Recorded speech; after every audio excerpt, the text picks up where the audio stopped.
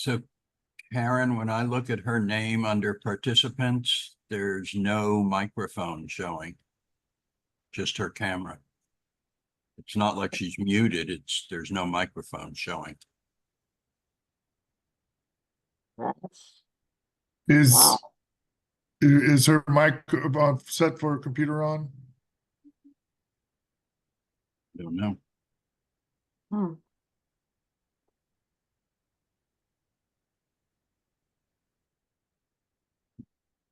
You have to connect to the audio. And you may be able to do that by going into that little yellow shield at the top of your screen and go to your settings, which is the little cog wheel up there. And on audio,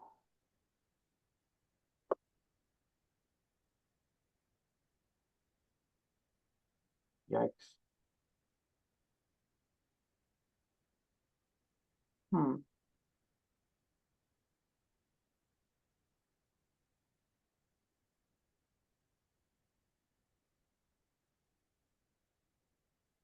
You see where you can test your microphone?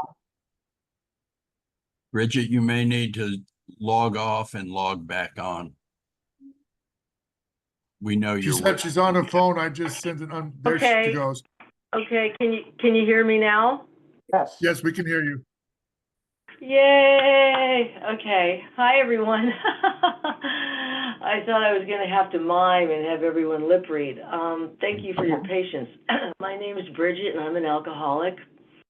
Sober today by the grace of a very loving God that I will never fully comprehend. I try. The principles of Alcoholics Anonymous, we did hear some of them read, our steps and our traditions, and the love and prayers of countless strangers in AA who were kind to me, people I didn't know. I mean, it's taken a lot to put Humpty Dumpty here back together again, and I'm so blessed, even on days that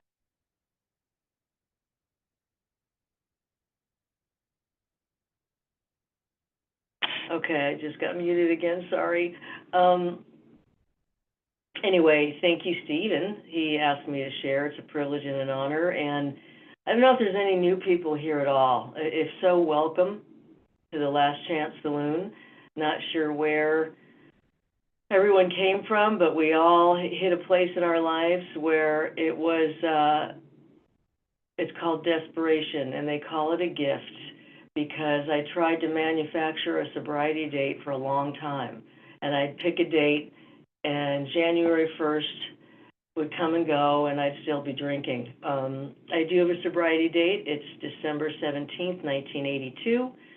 That was not my first date. I guess I thought I could do better.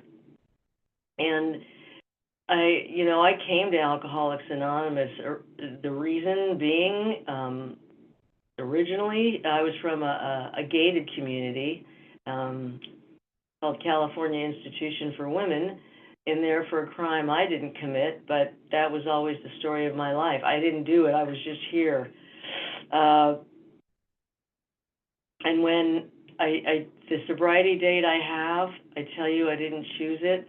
I was standing at the lovely Pepper Tree Motel at a payphone back in those days, and I was done. And I don't know why I was done that day. Why that day that I hit this horrible bottom, because I've had a lot worse days. I'll tell you a little bit about how I got there. I grew up in kind of a violent, crazy household, and I won't go into a lot of detail. I've taken my parents' inventory already. I did that at first before I took my own. It was so much easier. And then I got to a point where my sponsor said, okay, why don't you make it easy to do your own inventory? See where you have all their names, just cross their names off and put yours at the top. There you go. If you spot it, you got it. I didn't believe her. Anyway, I grew up in this household. I think if we had a motto, it would be nobody moves, nobody gets hurt. And my mom was single for a while, me and my little brother on the Lower East Side of New York, way before it was trendy. It was a very poor area. She was single, on welfare, not married.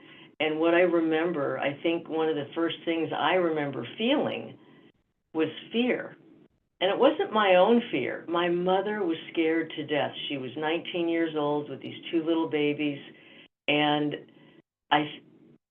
the book talks about fear. It's the fabric of our existence is shot through with it. I was born on tactical alert, and I watched my mom in that fear. And certain things in life, I think maybe you're not taught them. Like she didn't say, be scared all the time, it's an evil world. I caught them. You know, you're not always taught, you caught it. I saw the fear, I saw the anger, and I picked up a lot on that.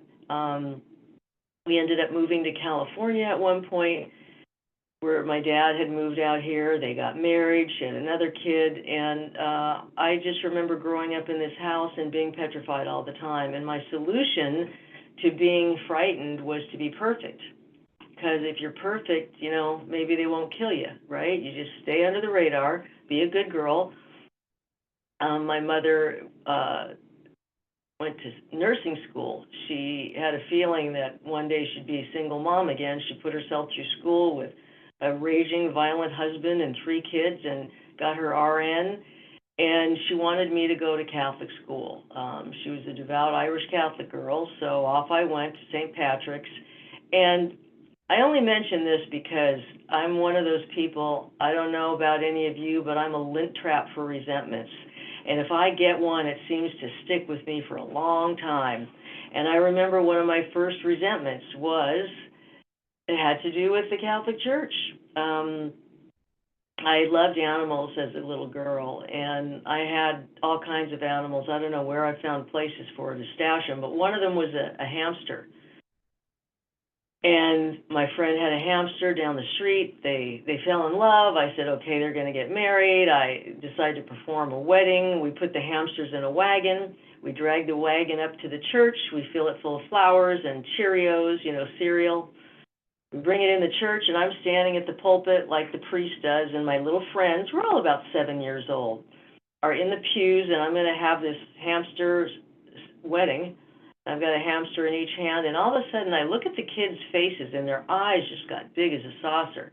And I turn around, and I see the priest, the pastor of the church.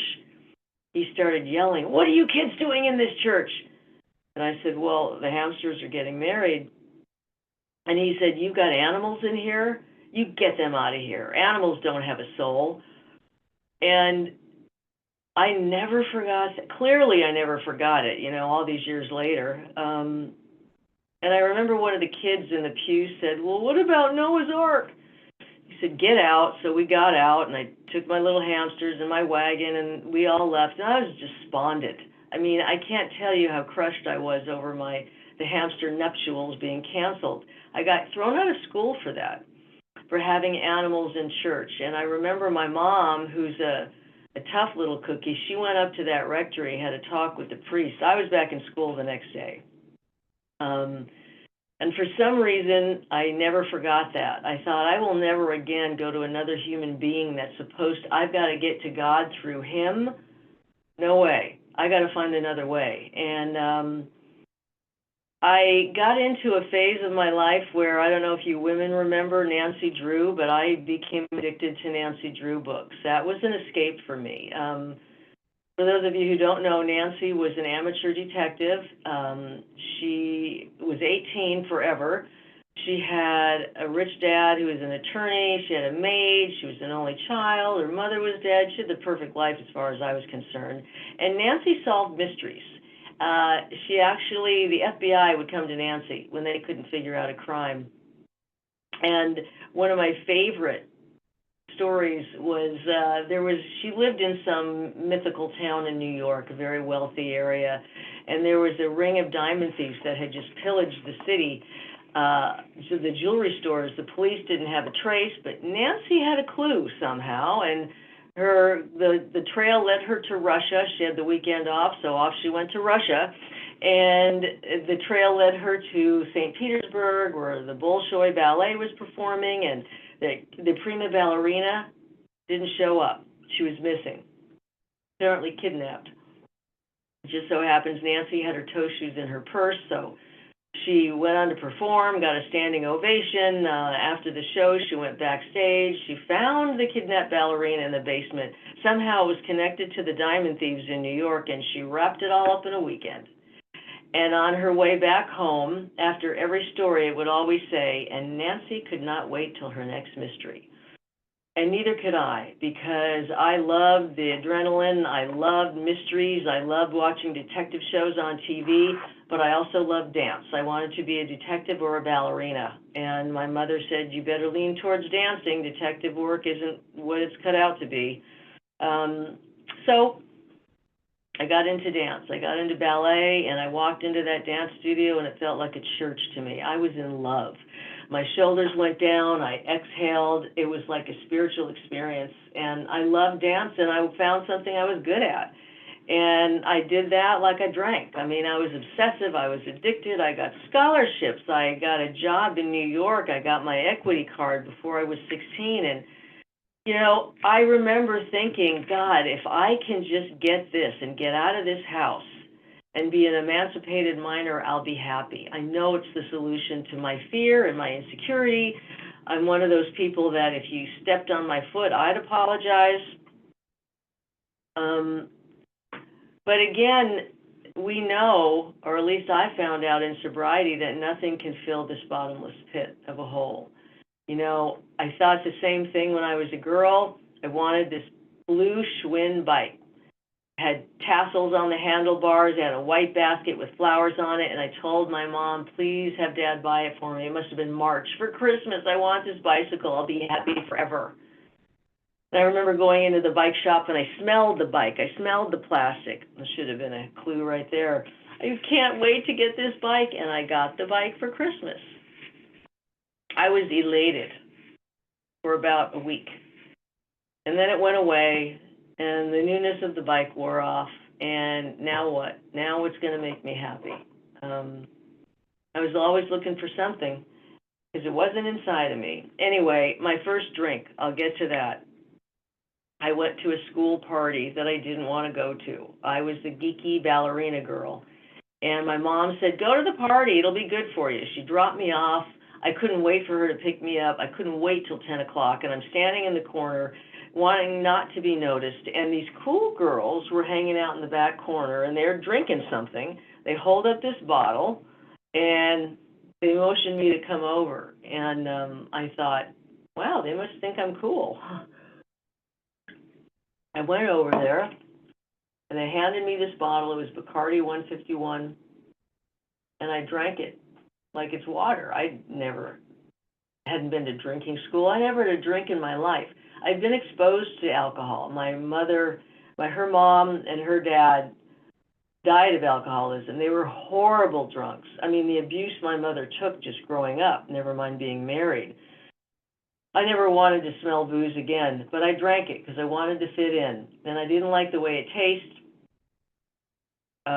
But within 10 minutes or so, me and my new best friends bonded, you know, and the beautiful part about that was I didn't feel like I was more popular or prettier or anything like that. What happened is the frontal lobe gets numb like it does when you drink. The knuckle dragging behavior comes out. You just don't care anymore, and I didn't care. And that was such a relief because I was so overly concerned about what people thought of me.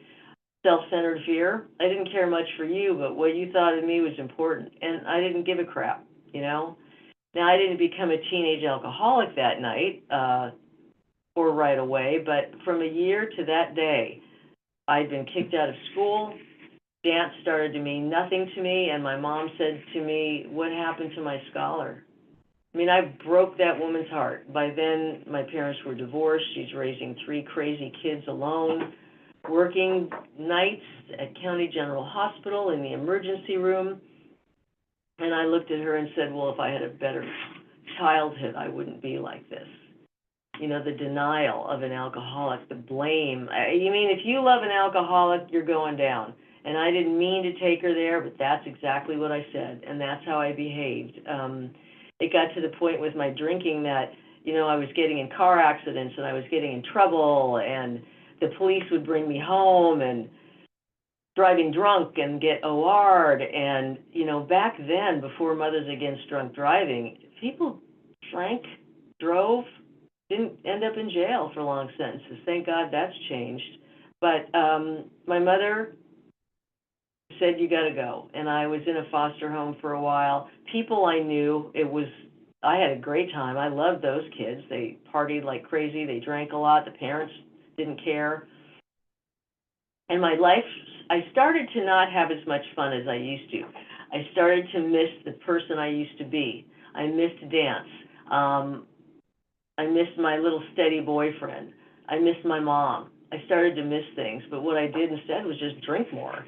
And this one night, I saw an equity sheet. There was an audition for the touring company of Saturday Night Fever. It's the 70s.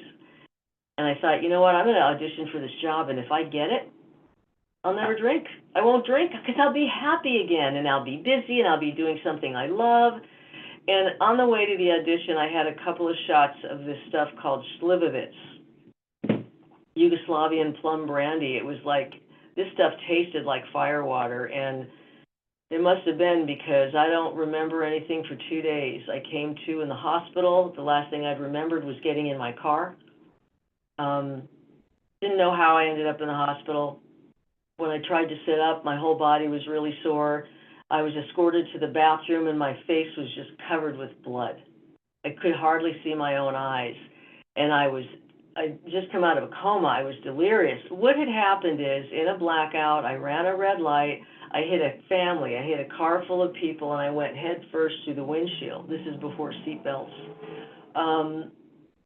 Now, our book talks about the difference between an alcoholic and a problem drinker. The problem drinker, if that happened to a problem drinker, that's a sufficient reason to stop. And they might even have difficulty at first. They might be grouchy, detoxing, what have you, go to some alcohol classes. The alcoholic does something like what I did. And I said, well, I'll never take Tahunga again. And the insanity of that incident was that I never asked what happened to the people in that other car. I was a minor. My mom could have gotten sued and lost her house. She could have lost everything because of me. I didn't ask about the people. I didn't care about how my mom felt. All I did was feel sorry for myself. After I got out of the hospital, I went straight to the liquor store, and I was hoping that, people would feel sorry for me with my cut face and maybe give me some free alcohol. Speaking fluent victimese, that was me. I'm a victim. Poor me. Now I'm kicked out of this foster home, and I started really sliding downhill. But you know what happens on your way down? I just decorated the new bottom. I put curtains up. You get used to it. I remember staying in a motel one night with some girl and a couple of guys.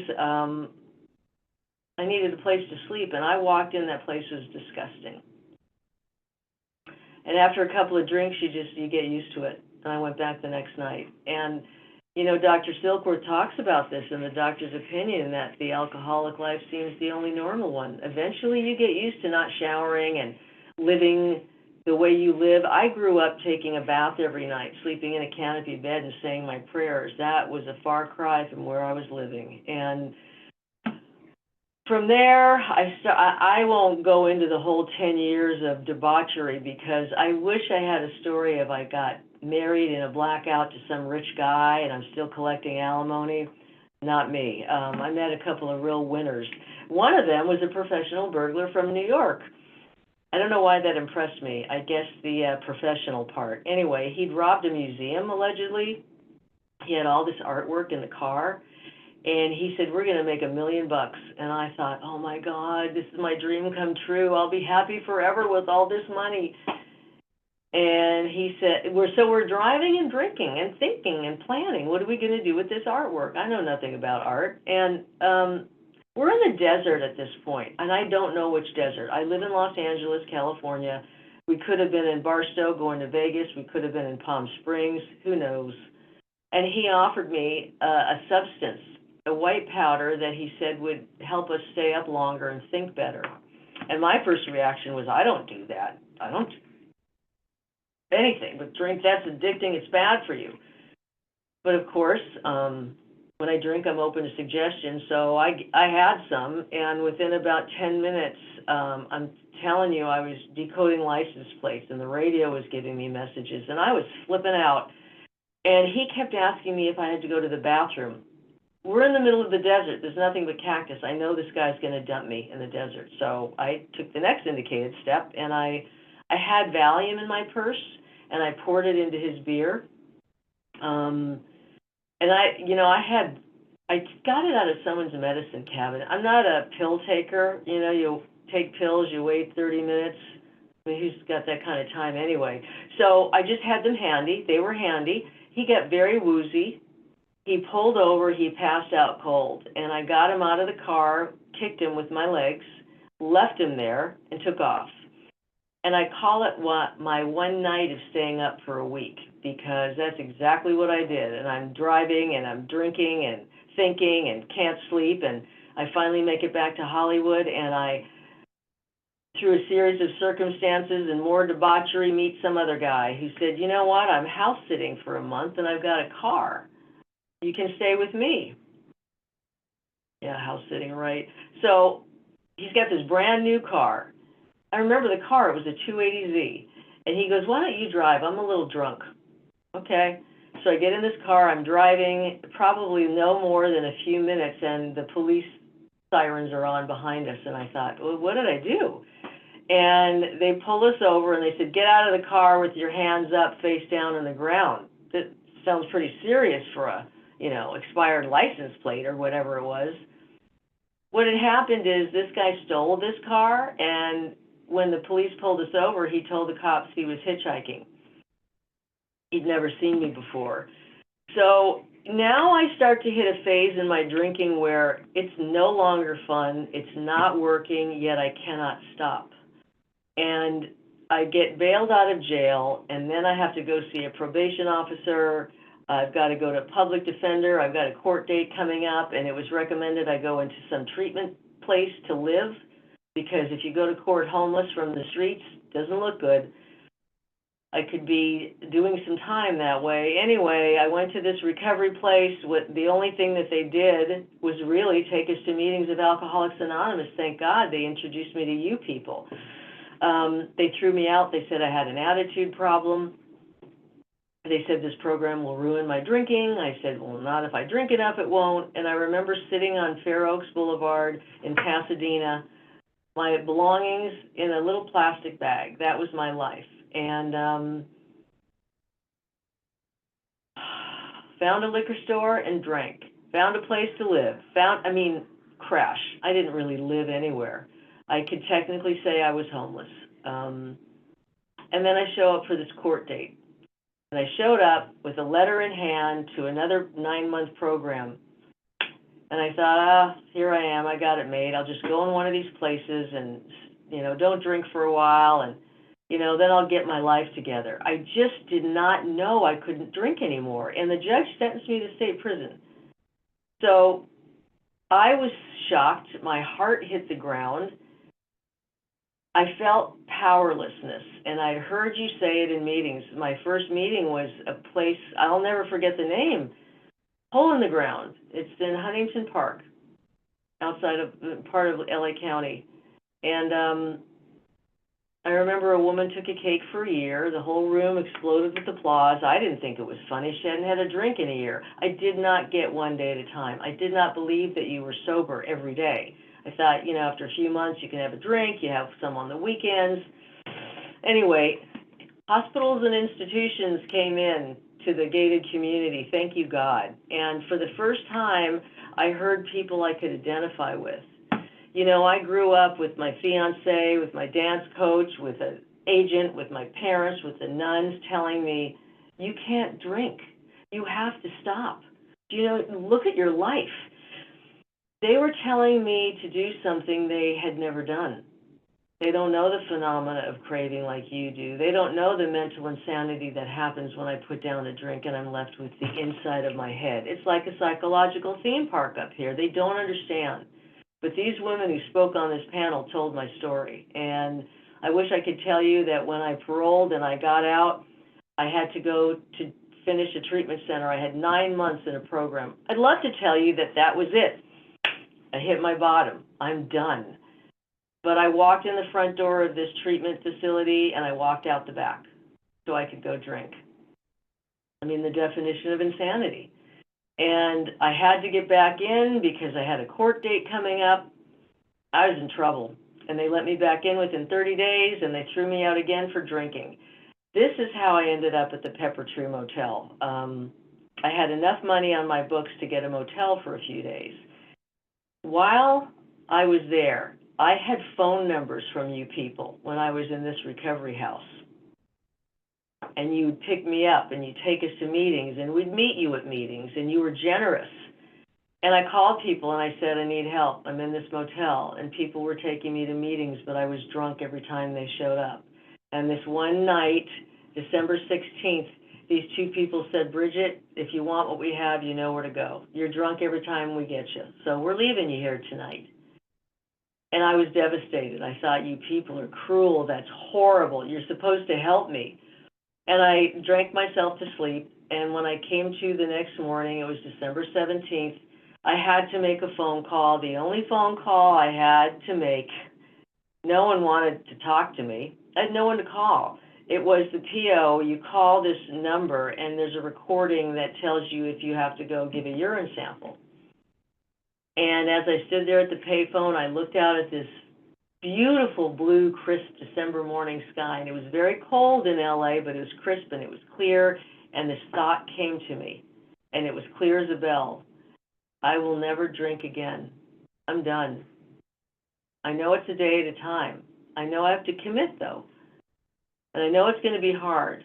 I know I'm going back to jail. And I have tears in my eyes. And that was the gift of surrender. I mean, it's almost like another voice. I mean, it wasn't another voice. I'm not schizophrenic. It was my voice, just a much smarter version. That's my sobriety date. I didn't pick it. And I took the bus to this place called the Radford Clubhouse. It was on Radford. There was a noon meeting there, and I had been there before, been there a lot, knew exactly how to get there. And I walk in at about 10 minutes to 12, and there's people drinking and smoking, and they smoked back then, and eating. And I was standing looking around, just taking in the smells and the warmth, and this woman yells from another room, hey, get out of the half measures room and get in here to the meeting. And I thought, wow, that was rude. But at the same time, I thought, well, she's inviting me in, which is exactly what she was doing. And I walked in. She introduced herself. She said, my name's Alabama Carruthers. What's your name? And how many minutes are you sober? And I told her, and I started to tell her my little tale of woe. And she said, you know what, honey? Can you do us a favor? They need help setting up chairs. Would you go help them? And I thought, wait, let's back it up here a minute. My life's falling apart. I need money. I may go back to jail. I have no clothes. You want me to set up chairs? Did you pay for this? I didn't say anything. I just did it. I walked over there and helped set up these chairs. The chair wranglers were Frank and Connie. And this guy, Frank, asked me my little sad story. I couldn't wait to tell him. And he says, you know what? I know that Bob's Big Boy is hiring. I know the manager. I can get you a job there. Have you worked? I said, well, not exactly. He said, well, Bob's prefers it that way. And this woman, Connie's roommate, just moved out. She said, I could rent you a room, $50 a week. Frank will loan you the money. I don't know these people. I mean, I literally just walked in and was told to help them set up chairs. So true to his word, after the meeting, we went to Bob's Big Boy. We got there at about 1:30, and by 2:15, I had a job. And I'm sitting there with this ugly brown and orange apron and my new employee handbook, and I'm supposed to start in 2 days. And Frank said to me, so, can you not drink between now and 8:30? Meetings were at 8:30. It must have taken too long to answer because he went to the payphone. He came back and he said, come with me.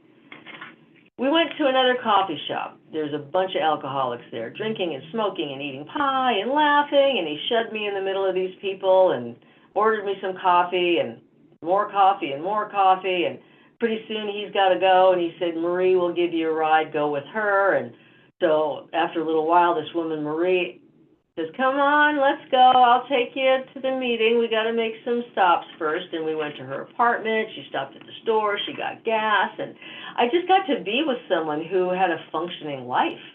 You know, she had an apartment. She had a life. She dressed well. Then we went to another coffee shop and more alcoholics and more coffee, more smoking, more drinking. And pretty soon this guy says, hey, it's 7:45. Let's go get seats at the meeting. So we go to the meeting. Meeting ends at 10 o'clock. Frank brings me back to the Pepper Tree Motel. He said, I'll see you in the morning. I passed out that night. I slept like a baby. I don't know how, because I must have had 30 cups of coffee my first day sober. But I slept well. And the next morning I wake up, there's a knock at the door, and it's Frank. He's got a cup of coffee, toothbrush, toothpaste. And he said, congratulations, you've got a day sober. I had a day sober. And I had a day sober not because someone said, hey, don't drink no matter what, see you later. If I could not drink no matter what, I probably wouldn't need Alcoholics Anonymous, but I needed you. I needed the tribe. They showed me what Alcoholics Anonymous is. They didn't tell me. And true to his word, he picked me up. I moved in with that woman, Connie. I lived with her for my first 6 months sober. I had my little job at Bob's. Alabama became my sponsor. And this is a woman who was louder than my head and so of service. You could not get away with not doing anything with this woman as a sponsor. She was so active, and she loved AA. She got me busy, which I needed to be busy. I've got a very busy head. She and this guy named Mike and Marie and my father, who hadn't spoken to me in years, went to court with me. I had a court date.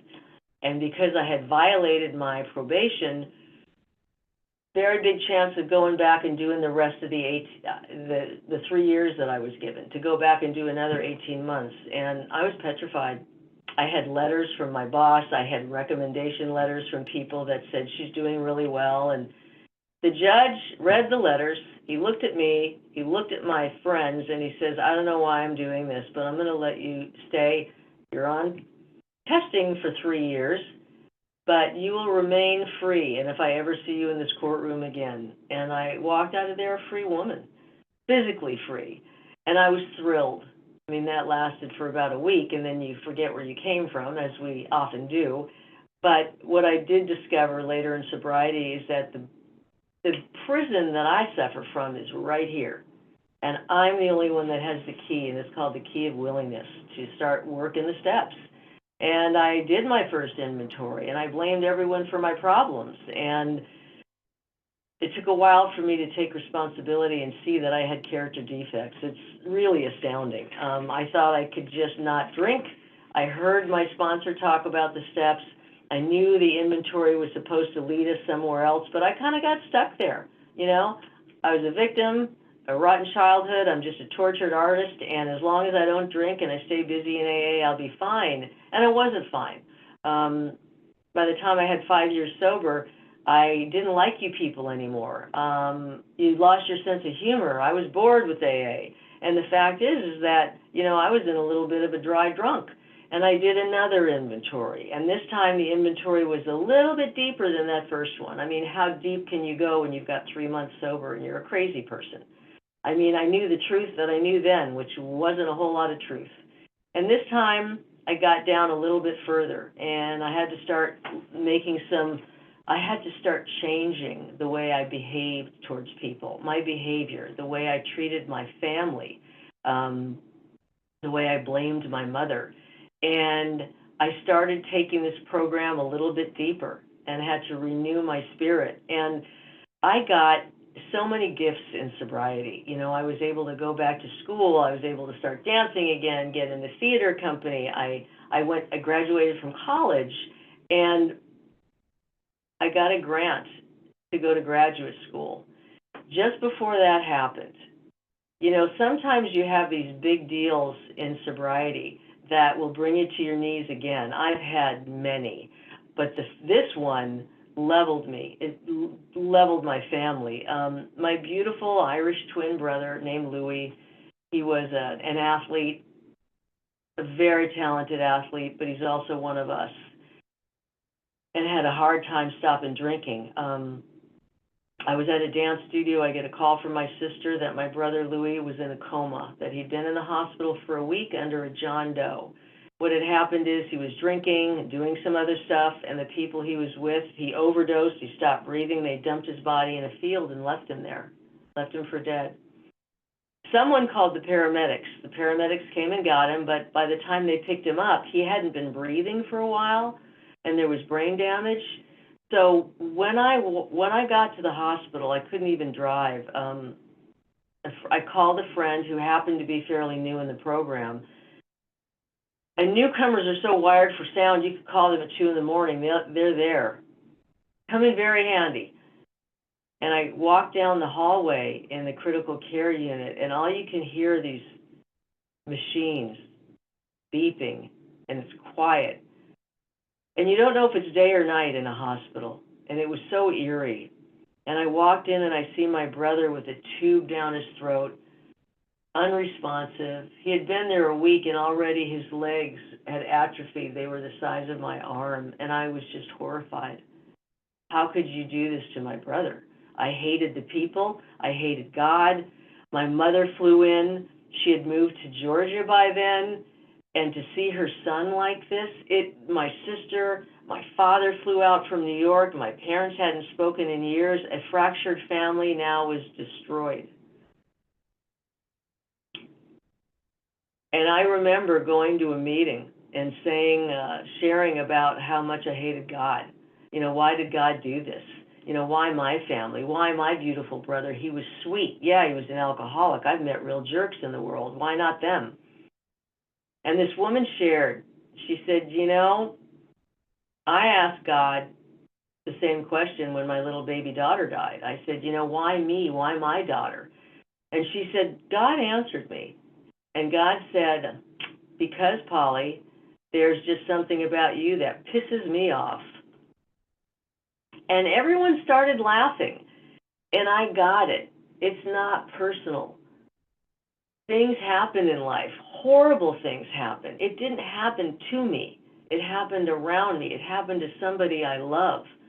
And life isn't a guarantee that you'll sing zippity-doo-dah every day. The steps don't change destiny, but the steps are like tools. You can adjust your sails.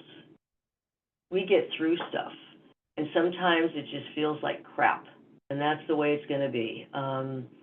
My brother came out of that coma after 9 months, but was so brain damaged from being in it so long, he was in a persistent vegetative state.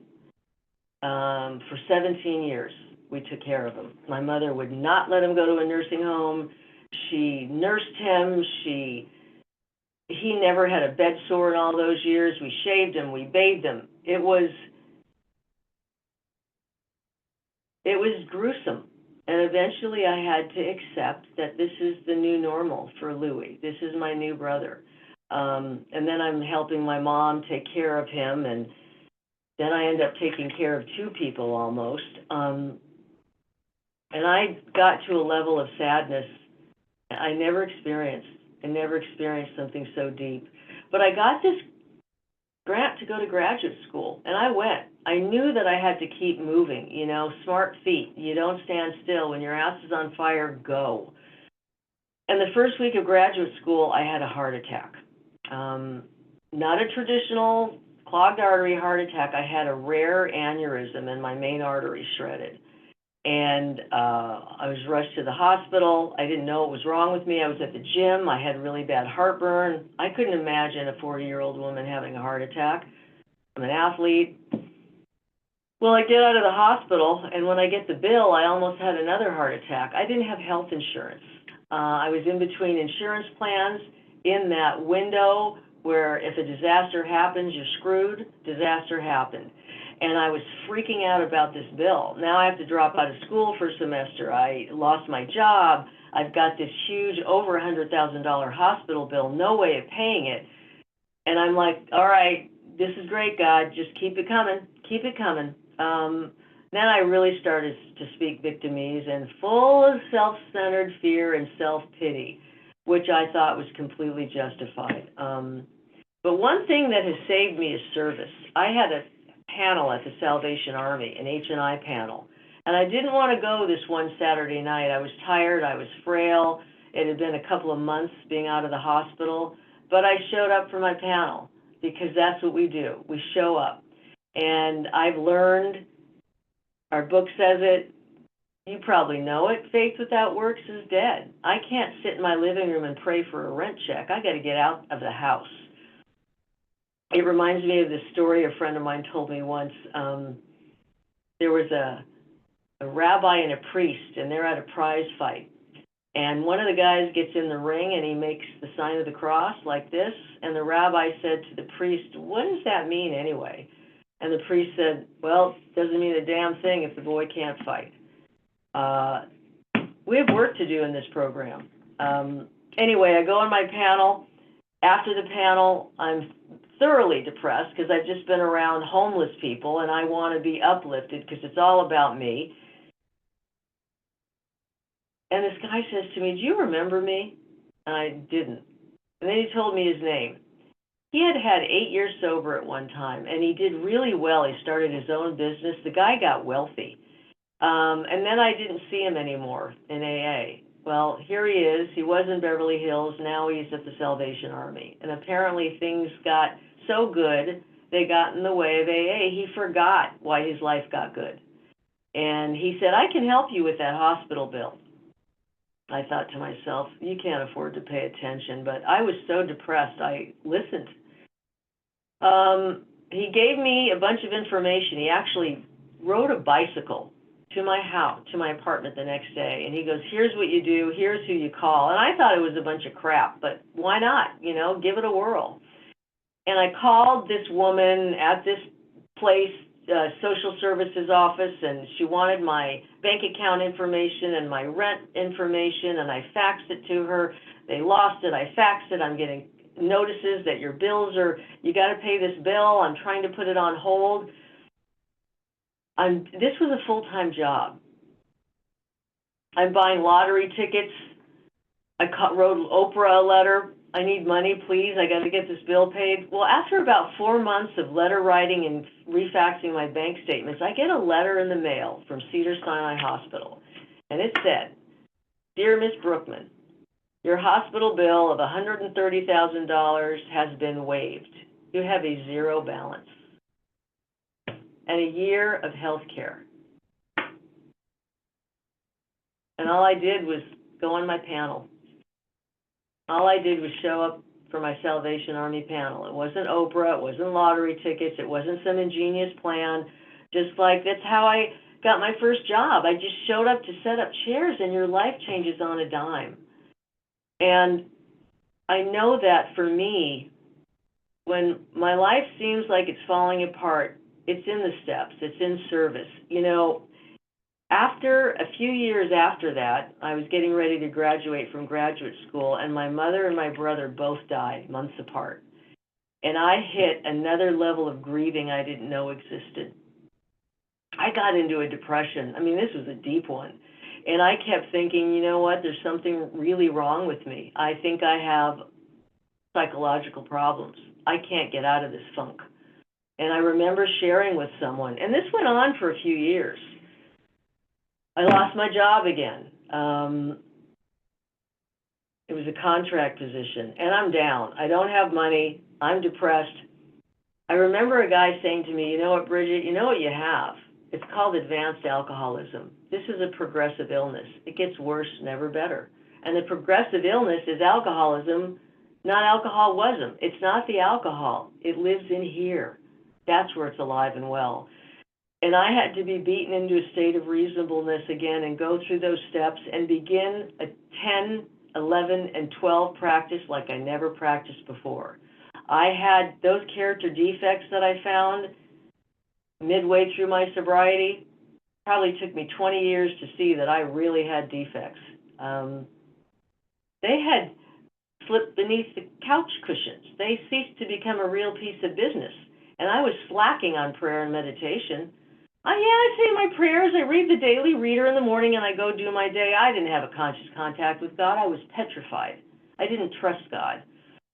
And that slowly changed. And to this day, I have a practice. I do a written 10-step at night. I meditate in the morning. Even if 11 minutes out of the meditation is thinking about who I'm pissed off at or my grocery list, it's progress. You know, progress, not perfection. I'm getting reprogrammed. And I think that throughout my sobriety, if that doesn't continue, I'm out the door, or I'm a crazy lady. And I'm going to end with this story Alabama used to tell. There used to be, and it's a true story, there was a cannery in Northern California that made canned seafood, like tuna fish and salmon, and they'd throw the scraps in the bay, and the pelicans would eat all the scraps. These pelicans got ginormous, by the way. And when the cannery went out of business, eventually the pelicans disappeared. And a wildlife organization did a study wondering what happened to them. They thought maybe it was the water, was it bacteria? So they tested the water, it wasn't the water. Well, they brought in baby pelicans to see if they would live. And the baby pelicans were dieting and fishing and feeding themselves. They were fine. What had happened is the old fat pelicans forgot how to feed themselves. I don't want to become an old fat pelican in AA and forget that I will always be a work in progress, that there is always more to do, that spiritually I've got to go deeper, not less, and that I can't keep doing the same thing all the time, other than my regular meetings and being of service. I'm a blessed woman. I'm so lucky to be here. Thank you again for having me share, and thank you for paying a 12-step call on me.